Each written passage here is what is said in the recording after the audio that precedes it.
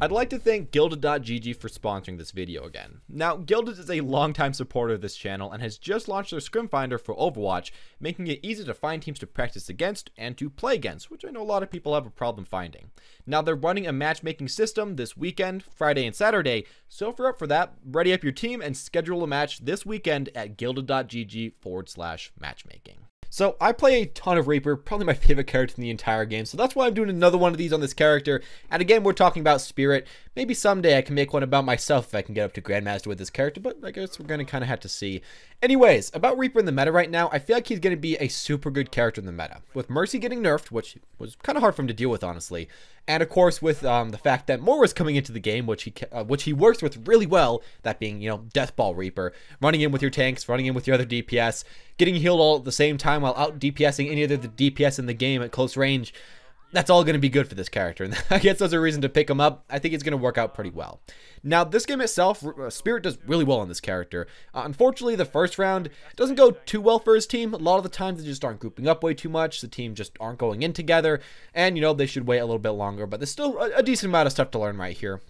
And one of them is that, simply put, Reaper's pretty good on Koth maps. Some of them, though, are a little bit better than for him than others. This map in itself, this Oasis map, is okay, but not the best, because while it does have these really closed areas right here, a lot of the map is pretty open, especially to the left and in the middle, and you can just kind of get out-sniped by quite a few characters. You can get hit by people like Fair or whatever. Overall, I think the Reaper is good on certain King of the Hill maps, but sometimes you just have to kind of wait for the right map to come up, and you'll do better on those maps. Reaper does seem to be a very map-dependent character. If the map's really open, it's going to be hard for you, but if the map is a lot more closed in, you can just completely stomp the enemy team. Especially if you have something like a duo-queued Lucio, and that's what we see Spirit doing right here. If you can get a duo-queued Lucio or Anna or anything, I think that's really important as this character. Make sure you have that consistent healing. You can get Reaper every single game. But Lucio in particular is amazing because it gets rid of your biggest weakness, mobility and speed. It makes it that you can always get in there, and that's exactly what you need. Now right here, of course, he uses his E, the Shadow Step, to get above them, goes for an ultimate. Unfortunately, enemy team wastes all of their ultimates against that. And by waste, I mean they use it before. Spirit uses his ultimate. So kind of hard for him. He has to back off, wait for his team again. That was a good use of Shadow Step, though, as we don't really see this ability way too much. For the most part, you don't really see it. I guess some other stuff about his team comp, as you know, they're just finishing it off right here, trying to get the point, is that he does have a Zarya or a D.Va on his team almost at all times, and that's an important thing to have as well with Reaper, because the Zarya allows for you to go in, get your damage while still being safe at really close range, and the D.Va can block all your damage and allow you to go in for free as well. Both those are nice for you. Really good takes to have on your team. Even Reinhardt's pretty good, though, because you can just walk up with his shield. Orisa, though, not always the best, I think. She's probably one of the worst ones. And, of course, Roadhog as well, not the best with you. They do have it this game, and I think it works out okay. But it's kind of hard for you to get in because there's no one really to protect you way too much. Speaking of Roadhog, this game, the enemies have a Roadhog, and Spirit keeps spamming a ton of damage into him. And that's who he mainly focuses. He goes on to the Roadhog, and then the Zarya, and then the supports. For the most part, that's actually a pretty good idea because it gives him a huge amount of ult charge that he can immediately use on everyone. He can kill them faster than anybody else on his team, and they're really close up and really safe kills to get. If he does see somebody like a Mercy pushed a little bit too far, he'll go for her. And especially when I think the new Mercy changes come in, you'll probably want to go for Mercy a little bit more when she's going for reses. But mainly, he is focusing as a frontline damage dealer that plays kind of around walls, around corners, around shields. Instead of playing as a flanker. You still can get flanking kills as this character, but it's better to play safe for the most part. Also, a thing to mention is that for the most part, he does actually try to shoot through the Zarya shield. Now, I know that it does give the Zarya charge, I'm not that dumb, but if you can get through the shield and kill her, like you know you have enough damage to do that, it's often worth it because then the Zarya's out of the equation instead of being a zero charge Zarya. It depends. If you don't think you're going to be able to finish her off, of course, don't go for that. But let's say you're up like 2 people and your whole team's targeting her. Of course, it makes sense to try to finish her off. If you do think you can, go for that. I guess, you know, as they're finishing off this point again, kind of hurting for them a little bit. He uses his ultimate a few times during this game, and for the most part, when he uses his ultimate, he just tries to use it when there's at least 2 people in the room. Even if you can go 1-for-1, though, it's not way too bad. While you do want to try to get those huge team wipes, even if you can just get a Zen ult or a Lucio ult, that's often worth it as well. While I don't think that his ult is like terrible by any means, and while it can get some, you know, huge plays out, don't think that it's going to, team wipe the enemies every single time, and don't wait for team wipes every single time. You can, use it in other ways as well, and use it mainly as a really good baiting ultimate. Now, on the second map, they actually start to win, so a little bit more to be learned, I guess. At the beginning right there, he used Shadow Step to get to the point faster. That's one of the only really good ways to use that ability for the most part.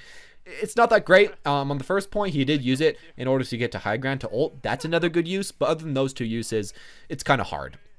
As far as, Reaper versus Pharah, this is a pretty hard matchup for most people.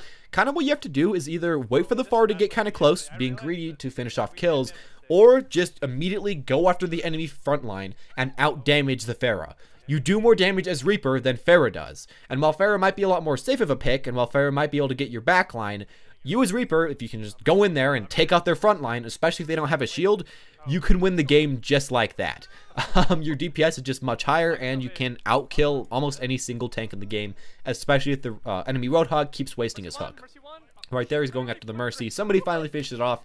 Not way too bad. Also something we saw right there that you should kind of keep in mind as Reaper is that if the enemy has clear vision of you, you should probably back off, right? Here's a good example. He sees the Pharah, thinks that he can get a little bit of damage, but then backs off. No reason to go in by yourself, out in the open, when no one's next to you. Right there again, he kind of saw, the Zarya's maybe a little bit too far away. I can't get all my damage out. Again, he sees they're over there, can't get in there. Look for good opportunities, but don't really force them yourself. You don't really need to force way too much of this character. You can kind of just wait for team fights to show up and go in with those. Again, you don't really have to play way too much as a flanker. All right, there he goes for an ultimate, which was pretty good. Does force out all of those abilities and forces two of the characters out of the team fight. That's another thing to mention. If you can force people out of a team fight and not even kill them, but allow for your team to fight, for example, like a 4v5, they should probably win that.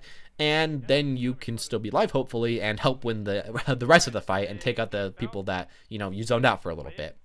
That's kind of nice. Also, I guess something you should keep in mind is that if you're playing against a Mercy, what you could do, and I think we see this in a second, or maybe it already happened, but I think we see this right here. Yeah, there we go. Spirit finally finished that guy off. You can camp the corpses of your enemies so that if the Mercy comes in for the res, she's gonna die. And often what you want to do is to try to hide a little bit, make sure the Mercy can't see you in her line of sight so that she'll jump in and then you can kill her. Unfortunately, in this patch that we're seeing Spirit play, the Mercy is not nerfed yet, so she can immediately res and doesn't have way too much trouble. But after the nerf, that's not going to be a thing you have to worry about. And you can camp those corpses and you can kill her really easily. And I guess finally, as they're finishing off this point, other than, just try to play up there and try to play as, I guess, the secondary DPS tank type of role, is to make sure that you almost never use your Shadow Step form to go in. I know that it's kind of like a thing you want to do because you have no other mobility, but you should try to save it for moments like that where you're getting caught out, no one else is on your team that's, next to you, and really you should just be backing out. As well, you shouldn't really be like standing out in the open with your Shadow Step down because it's just really unsafe. Fortunately for us right now, or I guess for Spirit right there, the Lucio kind of walked a bit too far close and died, so that was good. He gets to finish off that guy, gets to finish off the Mercy, I think, right here. If the Mercy does dive into your backline, of course, go for her, but don't keep following her, as we saw right there. Instead, just go for whoever's closest to you, and for the most part, as this character, do target the high priority first, but kill whoever's closer to you more importantly. Like if you see a 1 HP Lucio that you can kill with one shot, at far range, try to go for it. But it's better to just take the free kills right next to you. Then try to play as like a McCree or a Soldier would and try to get some kills from a halfway decently far away place. One second. Sorry, I went to get some water. Anyways, we're on the final point right here, and I guess one thing about this point is that it is really open, and again, kind of hard like the first point of Oasis to take as Reaper. But if you just play around the left or around the middle and just mainly try your very best to play around corners, you can win the map like that. And that's kind of how you have to play this map to win as this character. For the most part, again, I think that Reaper's good on most Koth maps, but this one's a little bit hard, but still, he does play it almost perfectly, and they end up winning it. Now, at the beginning again, Zarya was out of place. Our Roadhog got a hook on their Zarya. Nice, pull her in, and shoot through the shield. Again, if you can get the free pick, just go for it because why not? For the next few seconds, of course, it's just another team fight. For the most part, tries to stay out of the way, stay out of the huge line of sights, because you don't really want to get picked. Unfortunately, just gets a little cheated right there. I don't think he should have died, but whatever. Let's just blame Ping or something like that. Uses the shadow step again to get out. But as you see right here, he's always playing around this middle part. And if you are playing on this map on Oasis, or most maps like this, do just play around the middle part. Right there, Spirit goes for the best ult of all mankind. Wins the 1v1. The enemy soldier did waste his ult on that, so I guess it was worth it. And again, I mean, if you do get a 1v1 and you need to use your ultimate to do it, or to win it, you know, go for it. Because if you can win the point with that ult, you know, might not be a team wipe ult, but it's dang good enough for the most part. And the next few seconds, I think they like catch a soldier out or something. But you know, that's not way too important. Right here, the Roadhog again walking up. A thing that I want to mention right there is that for the most part, Spirit does actually shoot through the Roadhog heel, trying to get headshots. While of course it's a lot harder to kill him, you can still deal like at least 100 to 200 damage and then finish him off once his heal finishes. There's no reason to just stop healing. Right here, you know, he blocks the soldier off. Really no reason to not do that. The Valkyrie's up on our mercy, so we should be fighting right now. You just kind of want to be really offensive when your Valkyrie's up, especially as Reaper, because even if you die 1-for-1, you got that res, and you have a ton of healing because your own self-healing, plus the Valkyrie. Overall, you're going to be pretty dang safe, and that's really all she has to have to write, I guess, right there. Anyways, on this final point, a thing I want to mention as well is that, again, you know, as always, he is mainly focusing on this Roadhog, but his team only has one tank. You know, they are the triple DPS comp. But as Reaper, that's not way too bad. When I was originally, you know, climbing to Masters on my Smurf as Reaper, it wasn't way too bad to only have one other tank, because they can try to main tank, they can try to block a lot of damage, and then you can play as a kind of off tank that, more than playing as a tank yourself, you're trying to just eliminate one of their tanks. So it's more like a 5v5, I guess.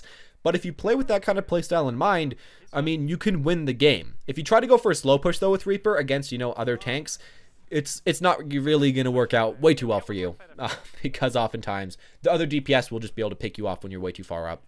But if you kind of, you know, think of it like that, you know, it could work fine. Right here, again, pushing up, trying to get next to these people. He doesn't often go for people like the Lucio right there. I guess he could have, but Lucio is just a little bit too slippery for Reaper, and for the most part, if you can't one-shot the Lucio, you're almost never going to be able to kill him. So it's better to just try to get out and kill the fattier people that are a lot closer to you, or at least get a lot of damage on them. Right now, again, he goes for the Shadow Step, essentially only using that to get backwards, as I said earlier, and finish off this Zarya. Again, I want to mention that he does focus a lot on the tanks, and I know a lot of people think that Reaper is this huge flanker because he was for like 2 seasons, maybe 3, but now he's honestly not a super big flanker. If you do, I guess, have a more like regular team comp though, you can try to play him in that way, and especially if you have your ultimate up and, you know, your teammates can just kind of hold off for a second, then you can jump behind the enemy team after they use all their CC and go for your ult. You can flank like that, but in a lot of other situations, you really shouldn't try to go for stuff like that. Because you really don't have to. Anyways, finally, you know, they're finishing off this final point. He waits around the corner. The Roadhog uses his CC, so obviously this is a good time for our own Reaper to go for the ultimate. He gets a nice triple kill right here. Somebody finishes off the Mercy, but whatever, and ends it off. And that's really as simple as that team fight was. For the most part, as far as Reaper ult goes, just don't use it when you know the enemies have CC up, or at least they have the possibility of having CC up. But if you know they're only CC's down, press that ult button and get in there, and there we really go. That's all I'm going to say about this, and overall, yeah, I think Spirit played that just about perfectly. And as you see, it isn't way too hard about Reaper. Mainly, it's just knowing the fundamentals and getting pretty dang good at getting a lot of headshots and a lot of neck shots with this character. Anyways, as always, guys, thank you all for watching. Hope you enjoyed and learned a little bit about King of the Hill Reaper. If you did, make sure you leave a like or comment down below what you learned or who you want me to talk about next time. Press that subscribe button if you want to see any more videos like this in the future.